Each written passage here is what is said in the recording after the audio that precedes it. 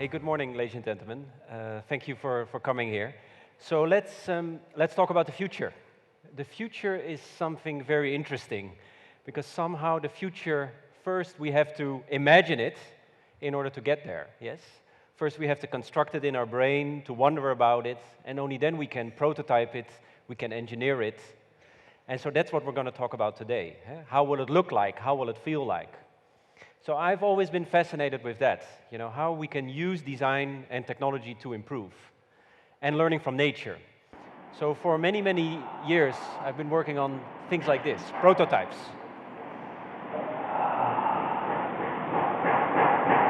This is me in the studio.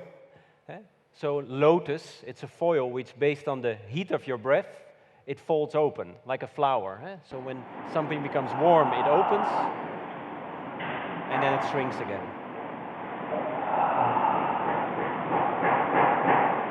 And that's really interesting. What can we learn from nature to make environments more interactive, more open? And we got a request from these guys in Lille, in Paris, a beautiful old church, Sainte Marie Madeleine Church, built in 1900. Very old, very beautiful. But the problem of this kind of building, this historical building, was not so many people went there. So the mayor came to us and asked, can you make something to highlight the beauty of this historical building? And we decided to build Lotus Dome inside in this dark church from the material you just saw.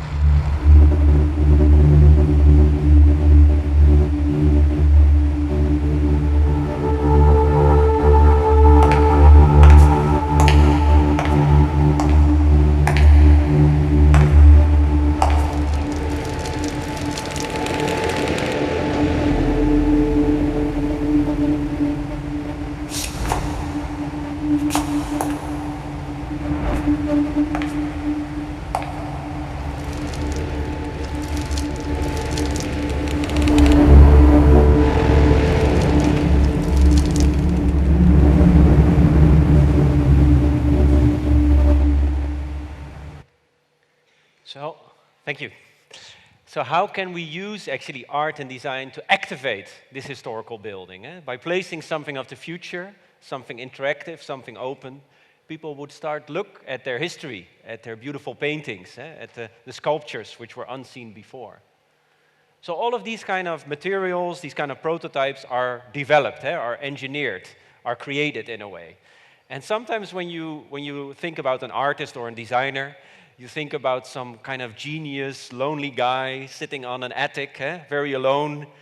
And of course, that's not true. It's always teamwork. It's always part of a network. So this is my studio that I founded 10 years ago, an old glass factory in Rotterdam in the Netherlands. So you have the team of designers, architects, engineers, project managers, and a larger space where we make the prototypes. So like you, I'm a company. And I put some smart people in a room with a pizza hotline. And then we say, nobody leaves the room until we have an idea or until we have a solution. And that's how we operate. So a lot of prototyping, a lot of engineering, a lot of failing, a lot of learning, and step by step we improve. And we love science. We love technology. Being the son of a math teacher, I'm the son of a math teacher. I think technology is such a great tool to actually make your ideas come true, to create your own world and to upgrade the world around you. And we've been very blessed to work on a lot of famous projects all around the world. At the same time, I realized it's always difficult, yes? There's always 80% BS to get 20% beauty. You have to struggle, you have to fight. And in the last 10 years, I also realized that there's always a sort of difference between what people say they want and what they actually do. I've had so many meetings with clients, and they say, yes, we want innovation, we want progress, we want the future. But the moment you present a radical idea, they somehow always start their reaction starting with 2 words, really annoying, which is, yes, but. Yes, but it's too expensive, it's too beautiful, it's too ugly, it's too cheap, it's too fast, it's too slow, it cannot be done, it already exists. 5,000 reasons to not accept change, to not accept innovation. And I got really annoyed by that. So one day, I woke up and we designed the famous yes, but chair, which you see here. So this is an existing chair, Dutch design, but we gave it a little upgrade. So we put a little voice recognition underneath it, like it's listening to you. And so the moment you say those two really annoying words, you get a little shock on the backside of your bottom. And that goes something like this. Yes, but. Oh, she's not supposed to laugh. Yeah. So this is very interesting. So we have a lot of these yes, but chairs around our studio. And all our clients, everybody knows. So of course we should be critical. Of course we should have a debate.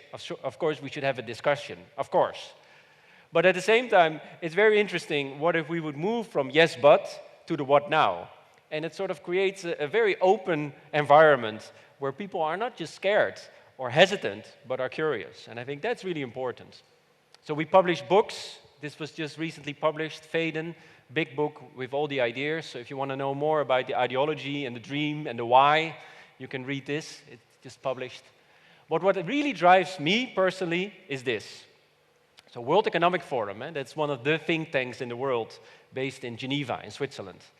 And they did a research, what are the top 10 skills you and I need to become successful? So I'm giving you a shortcut here, 2020. That's not bad, no? And this is very interesting because it's not about money, or it's not about AI or microchips or 3D printing. Forget about that. Look at this. Number 3, creativity. Number 2, critical thinking. Number 1, problem solving, complex problem solving. All the things a robot or a computer is actually quite bad at. Yes? And so this is, I think, very interesting. Yes, we will live in a hyper-technological world, where the taxi will be self-driving, a lot of jobs will disappear because of robots. But does that mean that we, as humans, will become robot food? No, of course not. It just means that our human skills, our desire to learn, our desire to share, our desire to express, these are the human skills that we should appreciate even more, because that is something the computers are really not good at. Yes?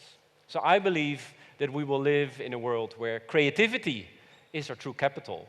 And so you will go to Turkey Design Week, not just because it's only interesting and it's beautiful, because it triggers parts in your brain that will make you future-proof.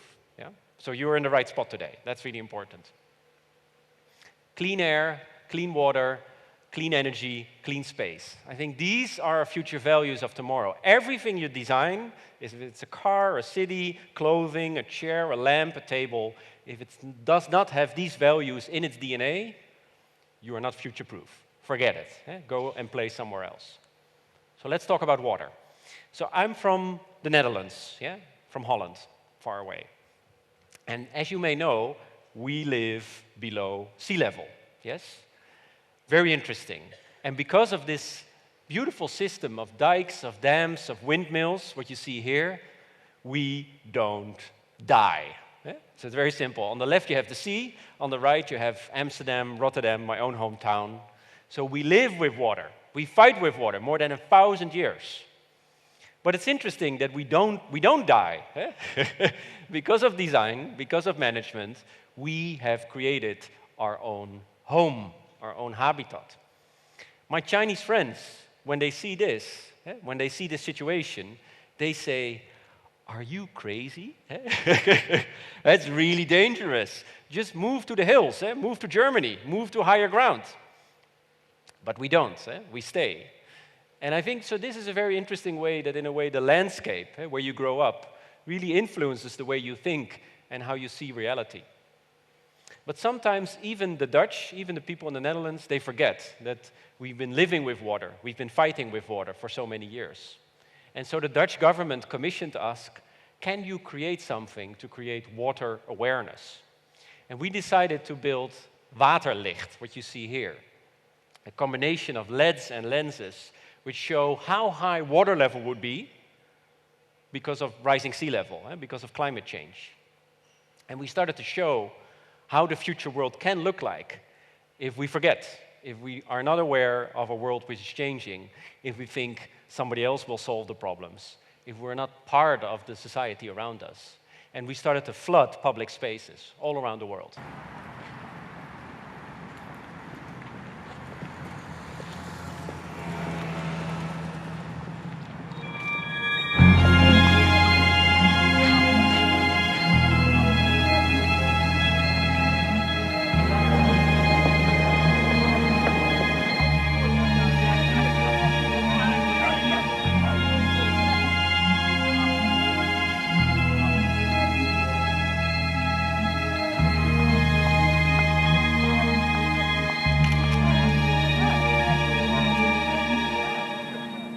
Best wel spooky. Spacey. Ja. Wat ik het gevoel dat ik erbij krijg is een beetje onderwaters. Dat je onder een laag zit. Ja, best wel mooi, vind ik. With the waves above us. And it's magnificent. Ik weet natuurlijk dat we beneden zeeniveau zitten, maar ja, zoals je het zegt, zou dat niet zo fijn zijn als ik dit opeens over me heen ga voelen, nee.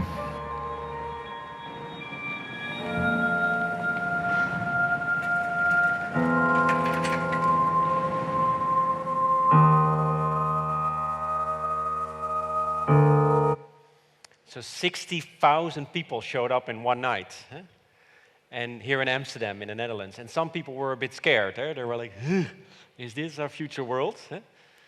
But most people were more inspired, more curious. How will this future world look like? And should we build floating cities? Or can we generate energy from the changing in tide?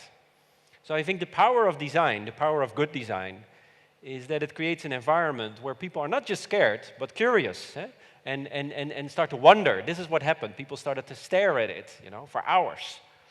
Really interesting how you can trigger imagination and how you can create a sort of collective feeling together.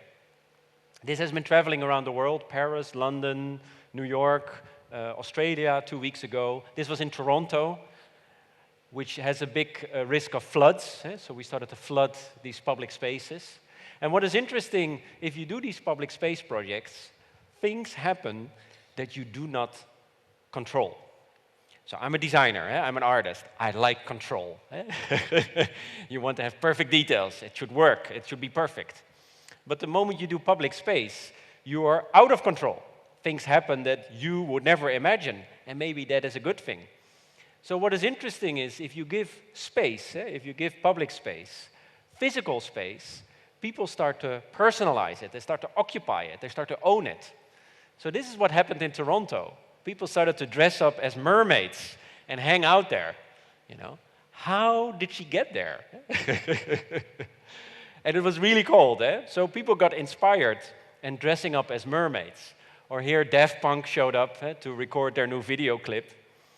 So it's really interesting, how you create something and then people interact with it. And things happen that you can never imagine, and maybe that's a good thing. Clean air. I've been working in China for many, many years. And what is crazy for me to see is this. So left is a good day, looking from my room in Beijing 5 years ago. Right is a bad day. Pollution, smog, air pollution. It's so polluted, you literally cannot even see the other side of the street. So somehow the city has become a machine that is killing us, that is harming us. We inhale 17 cigarettes per day, passively. Yes, without the pleasure of the nicotine. Also here in Istanbul, if we live next to a highway, 17 cigarettes per day. So it's weird that our desire for progress, our desire for a future, creates side effects which are actually really bad for us. So looking outside my window and seeing a city sort of changing, good day and bad day, I became inspired by Beijing smog. That sort of happened. And I remember when I was a boy playing with these plastic balloons at children parties. When you play with a plastic balloon and you polish it with your hand, it becomes... Guys, what happens then? I'm not being rhetorical here. Static, yes, thank you. It becomes static electrified. It's like, it starts to play with your hair. You know that sensation. So that's really interesting. And 3 days later, under the shower, I was like, what if we would use that principle to literally build the largest smog vacuum cleaner in the world, which sucks up polluted air, cleans it, and releases it. So this is how I started. I was amateur in air pollution. I didn't know anything. Now I'm expert, but I started as amateur. And so I put some smart people in a room, experts, my own team of designers, engineers, and we decided to build this. A lot of people saying it was not possible, it was not allowed. We completely ignored them, and we built the first one. So it sucks up 30,000 cubic meter per hour. So it cleans the size of a soccer stadium, capturing the PM2.5, PM10, the ultrafine particles, running on solar energy, and then releasing clean air.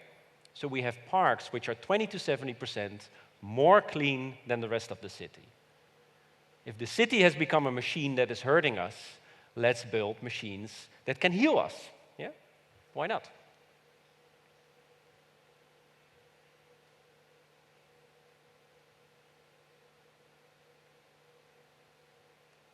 China started to call, how much, how much? That's an interesting call to get, yeah. And so we became part of their war on smog. So they do long-term investment, electrical car, more bicycles, green energy. Yes, that takes 10, 15 years. This is local solution, today. And I really believe that by creating a place where you can feel the difference, where you can share the difference, where you can prove the difference, with the measurements, the science, that's the way to trigger people, and that's the way to show the beauty of clean air. I think we all have a right for clean air. Yes? Everybody, all of you, has a right for clean air. It should be our human right. But we shouldn't wait for anybody, for our neighbor, our government, our parents. We also have a role in clean air. Yes? And so one tower will, of course, never solve all the problem. But this is what I can do as designer. Yeah? So this is what I can do to improve life. And it's really interesting, as governments all around the world started to embrace these clean air parks, China, Netherlands, Poland, Korea, things happen. Same here. Things happen that I would never imagine. So this is in Krakow, one of the most polluted cities in Poland, in Europe. And I arrived at the day of the opening. And you see Nick here on the left, he's project manager. He organizes everything, the installation and the measurements, the scientific measurements, the press conference, etc. And so I arrived the day of the opening. He picks me up, and I said, everything good? Yeah, all good? Yeah, it's like, yeah, he's fine. It's beautiful, snowy, and we're all ready. Everything works. We have an opening in 3 hours. So we went to location. And I walked there for the first time, and I saw tens of these little dogs. You see them here? I saw so many dogs around the tower. And they looked really happy. So I asked my project manager, what are these dogs doing here? You know, there are so many. It looked like a secret meeting I wasn't invited for, you know, like a sort of weird David Lynch movie I walked into. So I like, what are these dogs doing here? It's like, I don't know. You know, I didn't pay attention. I was busy with other things. So I said, okay, we have 2 hours left. Let's find out. And so we did. And of course, we knew after a couple of minutes that dogs have a very high sense of smell. Yes, so they can smell 200 times better than us human beings. So they were suffering from the smog way more than us humans. And so somehow, when we were running the smog-free tower, they could smell the clean air from far, far away. And they would start to abandon their owner, to leave their owner, and hang out around the tower. And they look really happy. This one is really happy. Yeah. This one tries to be happy, but it's too small. Yeah. And it's really cool. So if dogs can sense what is good for them, why can humans not?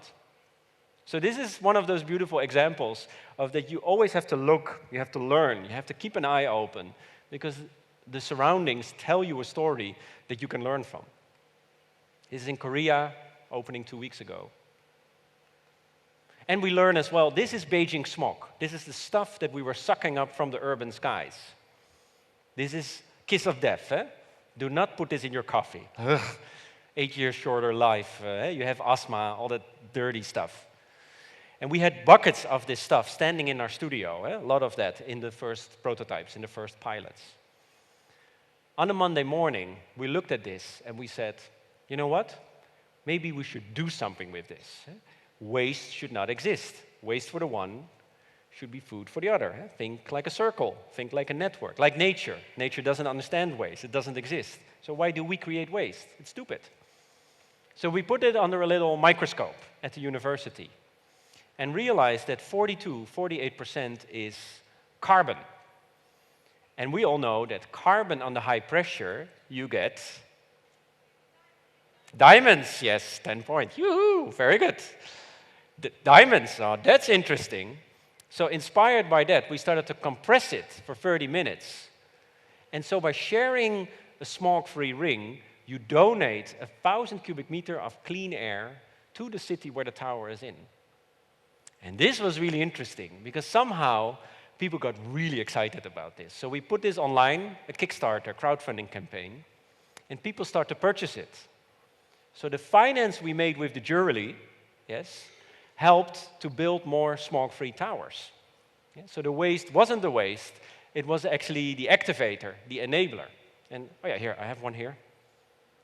Let me see. Oh yeah, this is, let me see. This is, oh yeah, this is Rotterdam smog. I also have Beijing smog. I have Prague smog.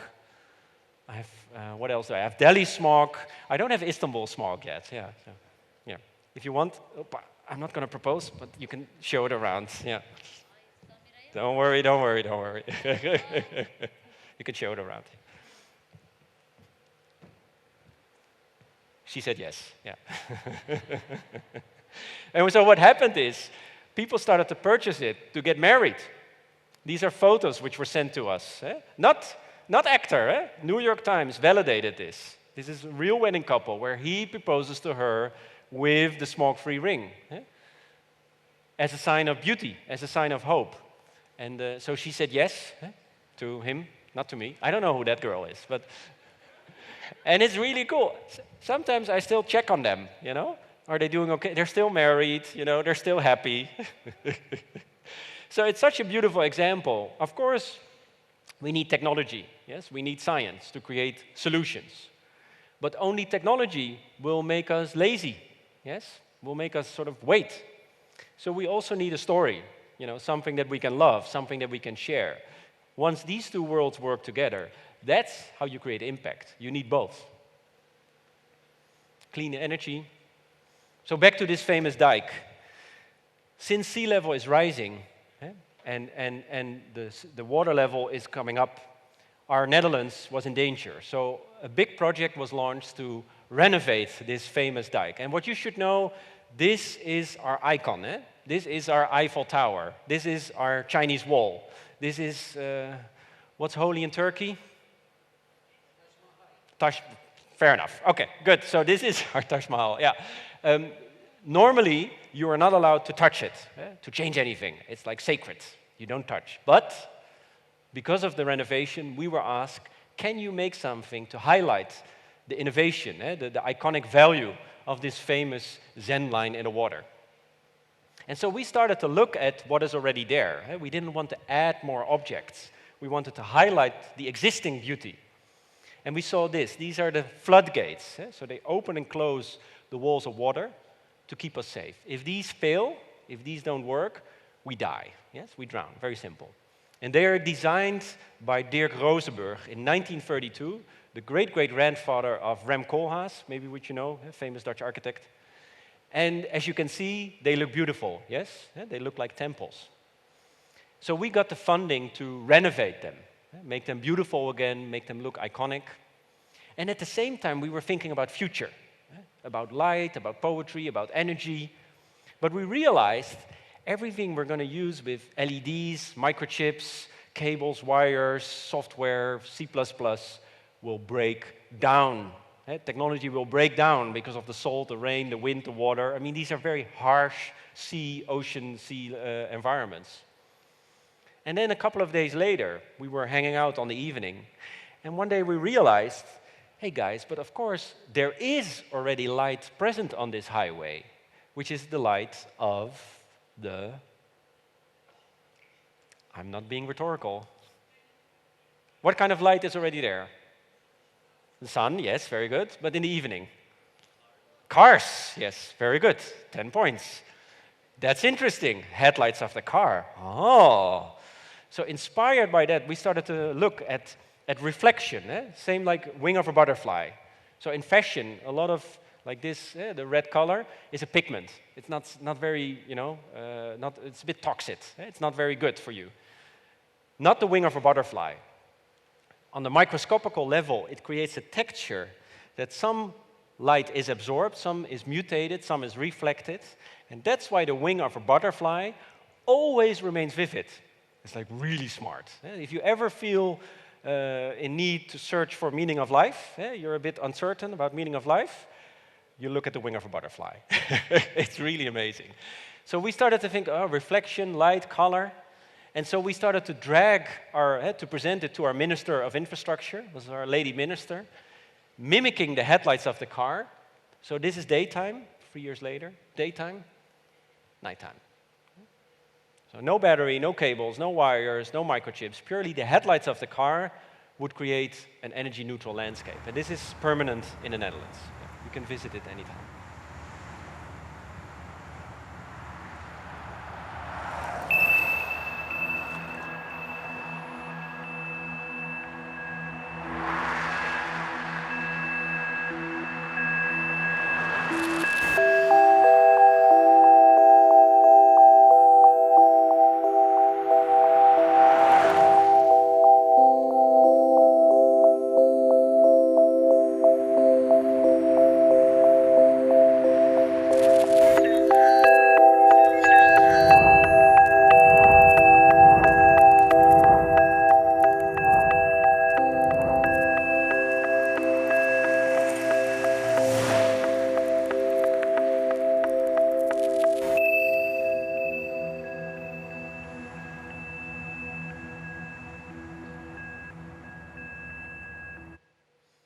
Why do we have streetlights burning the whole night when nobody's there? That's really stupid. And how can we use what is already there, the headlights of the car, and sort of upcycle it, upgrade it into something new? So this is a good example of an energy-neutral landscape, energy neutral, which at the same time is beautiful. So when you design something, you can be really, really practical, but because it becomes really practical, it becomes poetry. And this is out there now for a coming 100 years. The rain keeps it clean. And what is also interesting is there's, of course, only light when the cars are there. So no cars means no light. So you have darkness again. So we can look at the stars. It's better for the animals and the birds, which was very important. So light pollution and the fight against light pollution is also part of a project like this. I started to get the hang of it, this notion of highways. We're always talking about cars, future of cars, future of mobility. What about highways? What about roads? They're also important. That's the thing we see while we're driving. So this is the famous Van Gogh bicycle path that we made, commissioned by the Van Gogh Foundation, famous Dutch painter, to celebrate his 125th anniversary. It charges at daytime via the sun. You know these glow-in-the-dark little stars that you had on the ceiling? Yes? When you were a boy or girl? Yes? Yes, very good. Yeah, so inspired by that, we engineered a new material, charged by daytime and glows at night. Permanent installation as well.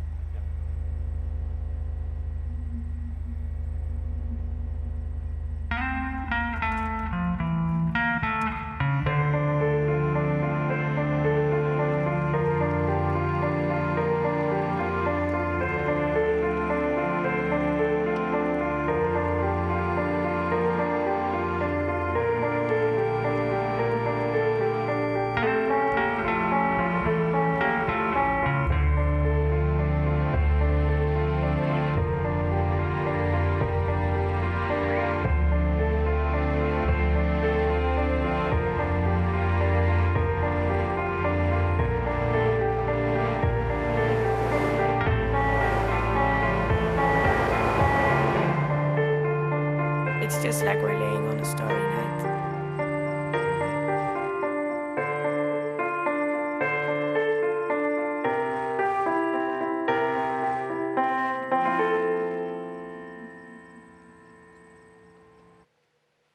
really interesting collaboration with an infrastructure company. So a highway world and art and design world working together. And it's still the most publicized bicycle path in the world. A lot of people go there every night to hang out, to enjoy. So it's, I think, very interesting how design can improve life. Green energy, safety, but also think about poetry and look at history in a new way. We're doing smart highways as well, which charge at daytime and glow at night. So this is a great project to sort of think about public space in a new way and step by step improving this world around us. And we listened a lot to Daft Punk when we were designing this. Like all right. Or here, I'm a diver. I'm a night diver in tropical Asia. So when you go down in the deep, deep ocean in the middle of the night, pitch dark, and you're like surrounded by darkness, and your whole body, your whole brain is saying, "Get out of here!" It's really scary. But after 1 minute, you breathe, you calm down, you relax, and you have oxygen in your head, and you move your hand through the water, and suddenly there is light. And that's this. These are 700 million-year-old microorganisms, yes? So they are light emitting. Nobody really knows why. Some say it's like a side effect of evolution, or to attract enemies, or to scare enemies away, or to communicate with each other. And they live in nature, but only very short, like 2 or 3 nights. So we worked for 2 or 3 years on making the most light-emitting algae in the world, to make biological light, to make living light.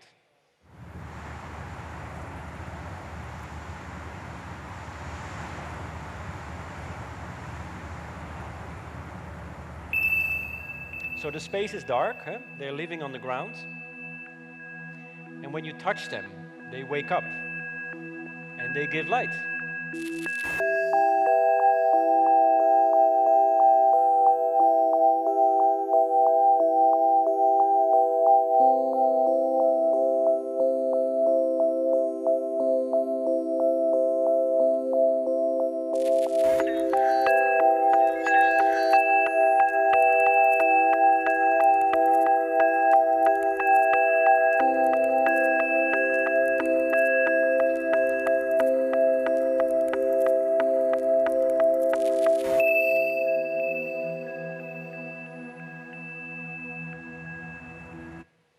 And this is really cool, So it's very old, millions of years old, nature. And at the same time, for me, this is the future. I mean, you can drink this. This is pure nature. Okay, maybe you get a little bit of diarrhea, but but you're light emitting from the inside. That's pretty cool. Yeah. And so, what can we learn from nature and bring nature back into our city? When we think about design, when we think about future, it's not just technology. It's also learning from nature, the biomimicry, learning principles from nature to improve our life. And I think there's a lot to be learned from that. There are a lot of mysteries that we still need to unravel step by step. Or here, the final one. What are we looking at here? An autumn. Yeah, it's a good answer, but wrong. Yeah. Guys, I'm not going to say it, so. What are we looking at?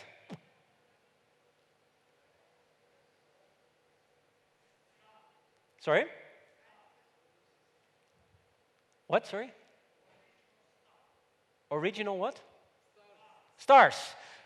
A good answer, but wrong. No. Bacteria. No. Come on, guys. I'm not going to say it. So come on. We had clean air, clean water, clean energy, clean space. Yes. Okay. So what are we looking at? I'm not going to say. Okay, I'll help you a bit. Okay, this is the Earth. What's the stuff around it? Satellites. You're getting close. Galaxy. No. Garbage. Yes. Thank you for saving me. This is the 8.1 million kilo of space junk, of space waste. Crazy. So it started in 1957, launch of the Sputnik, Apollo.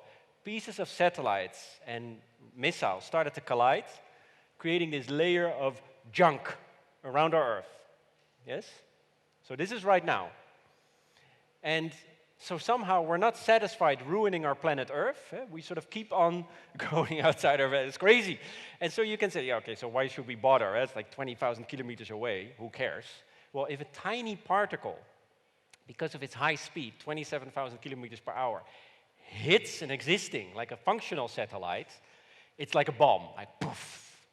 So it's a threat to our day-to-day communication, yes? So the more waste, the more collisions, the more broken satellites. In the future with 5G, no more Wi-Fi, no more banking, no more Turkey Design Week website, no more Instagram. No more Instagram! Okay, so we gotta fix it. Come on, we need Instagram. So we've launched Space Waste Lab with ESA and NASA, the space agencies in Europe and in America, to visualize it, to fix it, and to upcycle it. I'll show you. So first step is indexing, because maybe a lot of people don't know about it, like you. Like I didn't know about it either 2 years ago. So we started to index. So this is sort of the space junk last night, right here above our head. The amount of space junk. They all have a name. So Penguin there is Chinese. We have some Russian, Cosmos. Delta is American. Not so much Turkish, by the way. So that you're doing good, yeah. So step one is to sort of show space waste where it is real time above your head. Second step is solution, fixing it. So all the experts, when you meet with them, they say a net, like a small satellite, and then a net, you grab it, and then you capture it, is the most realistic solution. Not proven yet, but the most realistic. But then we encountered a problem, because we live in a world where to pollute is for free. Doesn't matter. And also, to clean up is not fun. When you were a boy or a girl and your mother told you, clean up your room, you're like, whatever, mom, I'm gonna watch television, I'm gonna eat popcorn, I want to have my ice cream. Cleaning up is not fun. And the same problem, the same principle applies in this. Everybody agrees it's important and we should fix it, but nobody likes to do it because there's no market, there's no incentive. So what we did is change the question. The same with the ring, the smoke-free ring. Maybe it's not a problem, maybe it's a potential. What if it's not waste, but a resource? What would you build with 8.1 million kilo of Lego blocks? What can you do with it? And so we did more than 2,000 workshops with students and kids. So you have the experts of the space agency sitting front row, and the kids had ideas what to do with it. People like you and me. Ideas came in. So here they said, collect the space waste and push it in a black hole. Maybe not best idea in the world. Or here, we need to build a wall from space waste and make the aliens pay for it. Make space clean again. No comment. But the more realistic solution was this. So what if we would capture it and use it to 3D print houses on the moon? NASA is already scheduling to have houses, to have habitats on the moon. Why are we shipping very precious and expensive material from the Earth all the way up? Let's just use what is already there and upcycle it. Interesting. Or here, can we collect the space waste and create a sort of solar reflector to reflect the sun, to reduce climate change, to reduce global warming? In a way, climate change, for me, is a sign of bad design, of unconscious design. We have created it with our cars, our factories, our consuming. So we're not going to be sad, scared, cry, and blame somebody else, but we should design our way out of it. We should engineer our way out of it. Or here, can we create garbage collectors, garbage trucks, which capture the space junk, create plasma fuel to recharge satellites, which ran out of battery, to give them a second life. But the most realistic of all of these sessions was this. So, okay, in the simulation, when you have a net, you capture the space junk, and it controls, in a controlled re-entry, it hits the Earth atmosphere. What happens then? It burns. That's interesting. And I was watching these simulations, I'm like, wow. So what happens when it burns? It gives light. That's my language. So waste is not waste, waste is light. can we use that to create artificial shooting stars as a replacement for fireworks? And it appears, yes, we can. So this is what I'm working on right now, to go to the ministries which promote and invest in fireworks. Netherlands is spending 70 million euro on fireworks every year. Dubai, 8.2 million US dollar every year. And it's really bad, you know, people lose their eyes, or it's bad for air pollution. So basically we're going to the ministers and saying, take that money that you're already spending and invest it in this project. You clean up the universe, and at the same time, you get a new way of fireworks. Very, very interesting way of trying to take a problem and add a new value to it. All right, to conclude, you may look at all of these projects, and so we've had about clean air, clean water, clean energy, clean space, and you may look at it and say, okay, yes, but, it's beautiful and it's great, but it sounds like a utopia, like a perfect world, a rainbow in the sky that we will never be able to touch. And maybe you're right, but maybe you're wrong.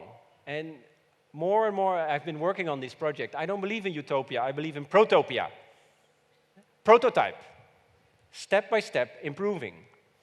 We don't know how the future will look like. We don't. But we know some things. We cannot go back. History is history. We cannot go back in time. If we don't invest in new ideas, we drown, we die. And so it's very interesting to not say we have the answers, but to say once we use design, once we use technology, we start to improve, step by step. And maybe in the world of today, it is more than ever necessary to do that. And it's also not only necessary, but it's also fun. So I want to thank you for your time, and I'm looking forward to work with all of you to step by step improving this kind of thinking into today. Thank you. Yes.